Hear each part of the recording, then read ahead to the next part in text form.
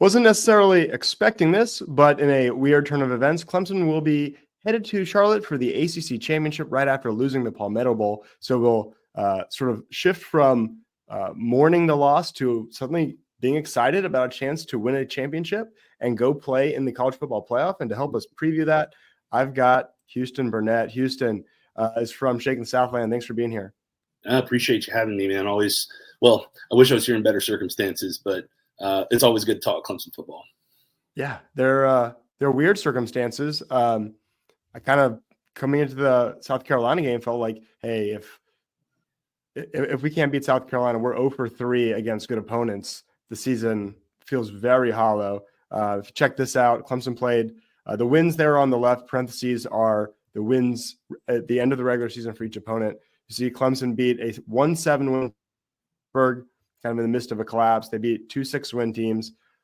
The other 6 wins are against losing teams, right? They faced 3 quality opponents: Georgia, a 10-win team; Louisville, an 8-win team; South Carolina, a 9-win team. Lost to them all. 2 of them not especially close.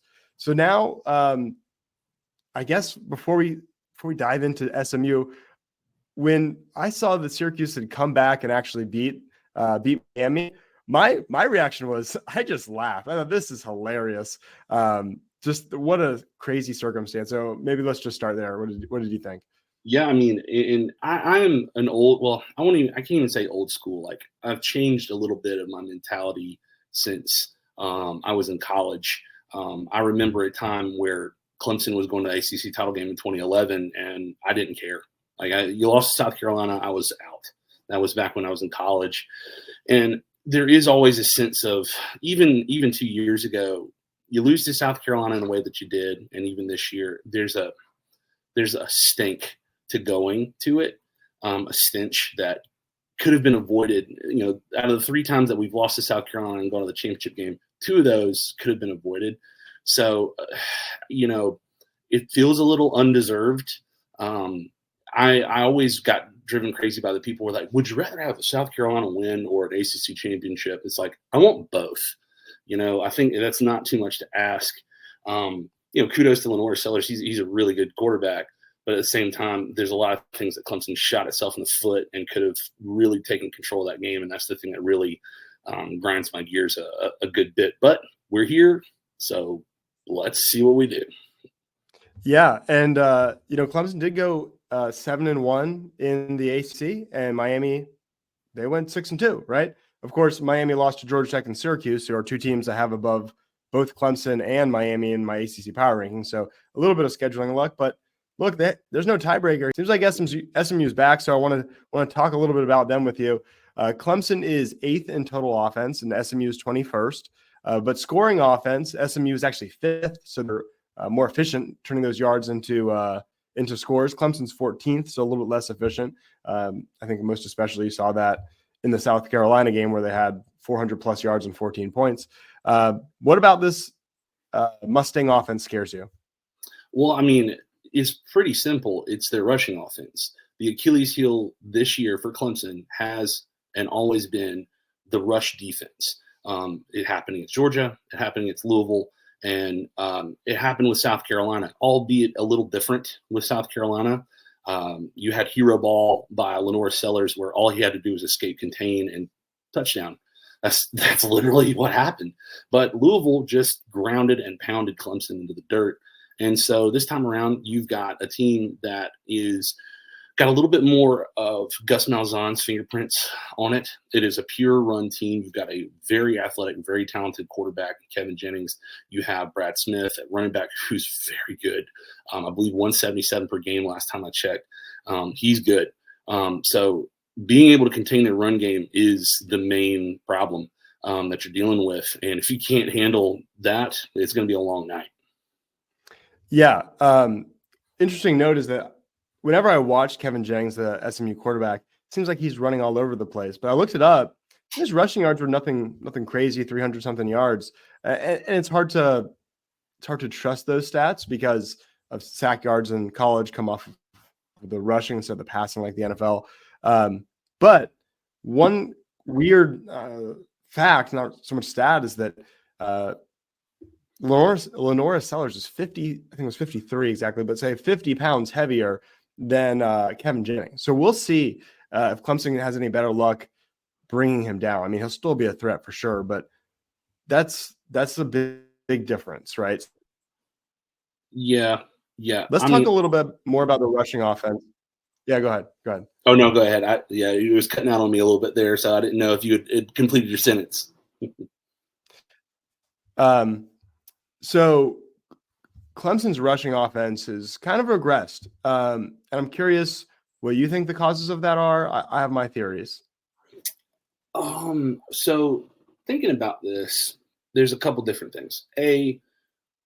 You've had a mass unit on the offensive line. If you're talking about the offensive line being cohesive, putting together some pretty solid performances offensively, you had 400 yards of total offense against South Carolina. You've had other solid games.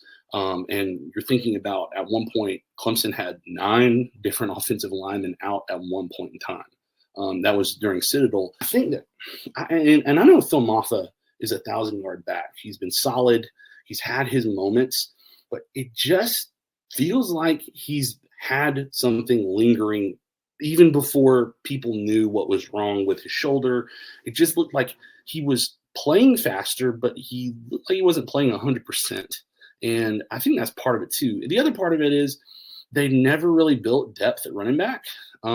You saw Jay Haynes play really well against the Citadel, but he never really got a shot. All the carries were on Phil Maffa. They didn't really build depth. You didn't really see Ezzy Mume or Keith Adams Jr. It was all Phil Maffa. And so you ride him every game until the end of the season. That rushing attack is starting to wane because you don't have depth at running back and you had a mass unit at offensive line. Yeah, and to that point, I looked that up because I felt like maybe they mismanaged the workload on Phil Maffa and overused. The carries aren't that crazy. Last year he had 179. This year with one game to go, I guess 2 with a bowl, he's at 201. So that's not like an outrageous increase. It's more. And I certainly think they should have lived more South Carolina game. And we'll see if they do against SMU. I think that's a big part of it. So flipping it over to these defenses, one thing really stood out to me, and that is that SMU's their passing defense is pretty abysmal, 85th nationally, giving up 230 passing yards per game. Meanwhile, their rushing defense is excellent, 4th nationally, allowing less than 100 yards per game. We kind of saw Clemson unable to run the ball against South Carolina, but they were passing it all over them. And I think in a few key spots, they ran it. I almost sensed that they felt obligated to run the ball some. And then in the second half, you saw them to some extent move away from the traditional handoffs. And when they're going to run it, they were going to at least be creative about it. I think if Clemson wants a shot at beating this awesome SMU team, they can't go in with this pretense that they're going to just run inside zone with Maffa. I think you pass the ball to set up the run, and even when you're running it, it's zone read. It's quick outs to the receiver that are an extension of the running game. I don't think you can waste downs and drives on just inside zone. Do you think I'm right there? Yeah, I think you're on the right path there. I think some of the better runs that Clemson had on Saturday. There's one in particular where they ran an off tackle to the left side, and Maffa, I think that might have been his longest carry of the game of like 20-something yards. Got to midfield, and you didn't really see that for the rest of the game. More of that is probably what you're going to need to do if you're talking about passing to set up the run. One of the things that really was irritating to me, at least, is the most effective passes Clemson had on Saturday were intermediate passes across the middle. You had Brenningstool catch a couple. He missed one that was wide open. There was a little pressure there, but those opportunities I think will be there again. So go back to that. You are not just able to set up the run doing that, but you can also set up shot plays when you're able to hit your nickels and dimes like that instead of just throwing lobs. I felt like I was watching Tony Elliott call the offense in the fourth quarter because they had some success early on. You see TJ Moore catch a big one, and Bryant Wesco catches a fantastic catch in the first half. And then they just kept doing that, and they got figured out. Instead of hitting your spots, hitting your marks across the middle. If that's open, take that against SMU. I think defensively, they're not quite sizable like South Carolina. South Carolina's secondary has some guys, and they were able to hit plays on them. So try to go in with that again of hitting your spots on intermediate passes. That should open up a lot more, not just in passing, but taking shots. Yeah, I agree. Clemson's got to go in and establish the pass first, and then the run is just to keep them off balance. Normally, you want more of a general balance, but I don't. I think you got to play into their weakness, lean on their weakness. So I looked up Clemson with the ACC, with no divisions being so expanded. It's so random how many common opponents you have. I know Clemson and Miami feels like they don't have any, but Clemson and SMU have 5. They both played Stanford, Florida State, Virginia, Louisville, and Pittsburgh. SMU beat all of them. But what struck me was that Stanford, SMU, this is going to be the margin of victory difference. SMU beat Stanford by 4 more points than Clemson did. They beat FSU by 10 more points than Clemson beat them by. They beat Virginia by 9 more points than Clemson beat Virginia. Clemson lost to Louisville. They beat Louisville, and that difference in margin was 19 points. And then Pittsburgh, Clemson only won by 4. They won by 23, so another 19-point differential there. So every single common opponent, SMU did better. That has me pretty concerned and maybe a little pessimistic. Do you put any stock into that? I mean, yes and no. You're right. They did beat common opponents, but it also kind of depends on the schedule, kind of how it falls. You think about the Stanford game and the Virginia games in particular. Clemson was dominating both of those games. And Dabo, he's going to take the foot off the gas, put some 2s, 3s, and cheerleaders in. And so that's what you saw at the end of those games. Clemson could have scored 50 on Stanford and 50 on Virginia, but they took the foot off the gas. Look at Florida State. Florida State was just figuring out they were going to go 2-10 at that point. SMU, big first game, they were going to score 66 points. They score 40 something points on them. But Clemson, you look at their game plan. Clemson could have been closer in that range had they not had 2 field goals blocked in that game. You also had missed opportunities. It wasn't more or less that Florida State stopped Clemson as much as Clemson killed itself in that particular game on the road, rather than Florida State being at SMU. And then with Louisville, there's no telling as far as that goes. I mean, you can see a completely different result if you have 2 block kicks, one of which turns into a touchdown for Louisville.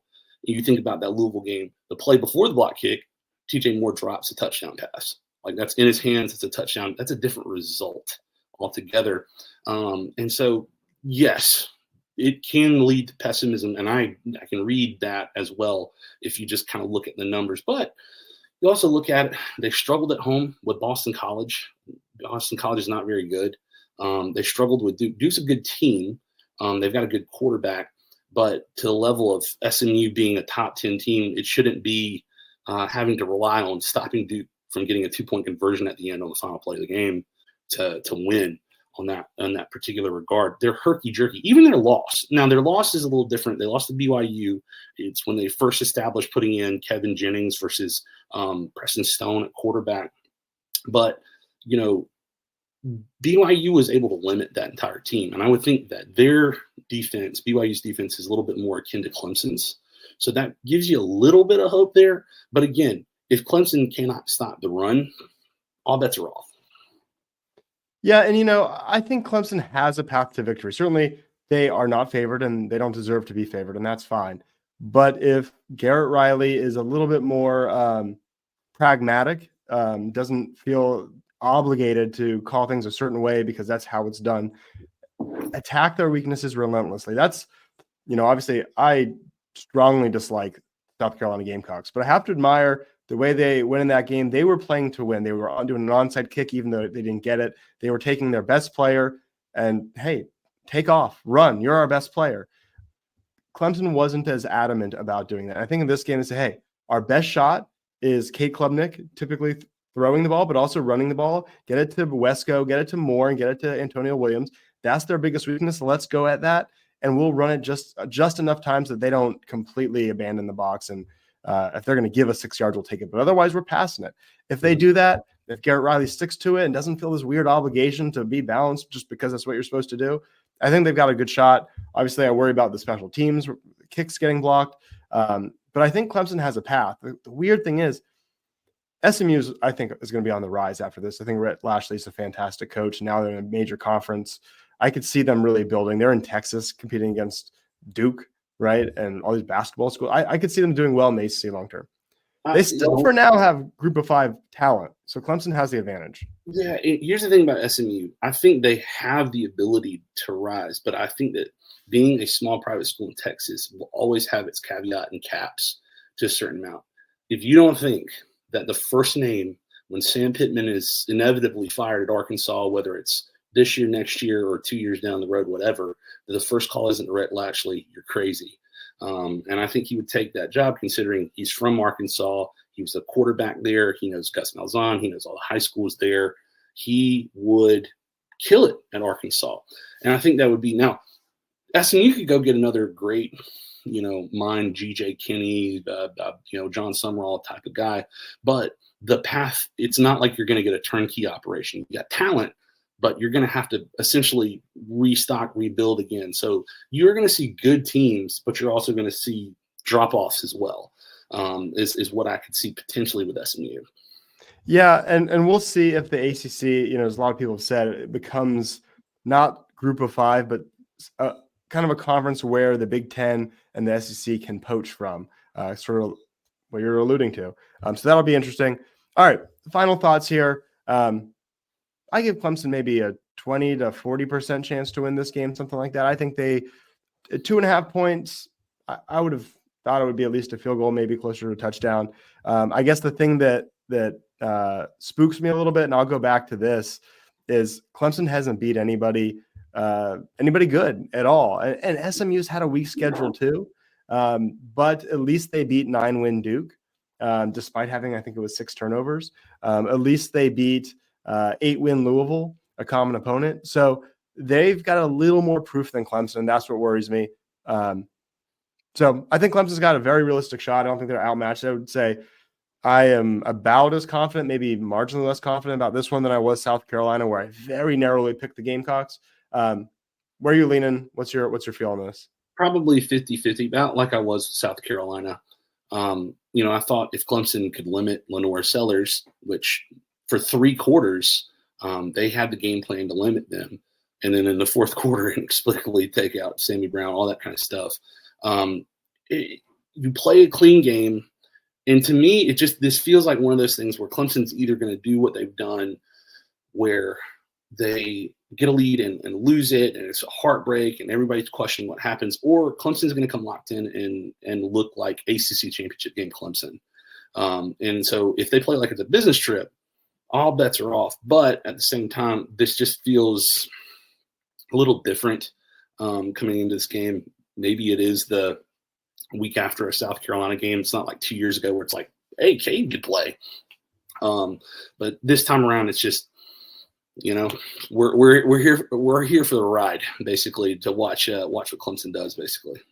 Yeah, and I guess my final thought on this is that it felt like a funeral, felt like a failed season, and it was. And then a few hours later, Miami blows it.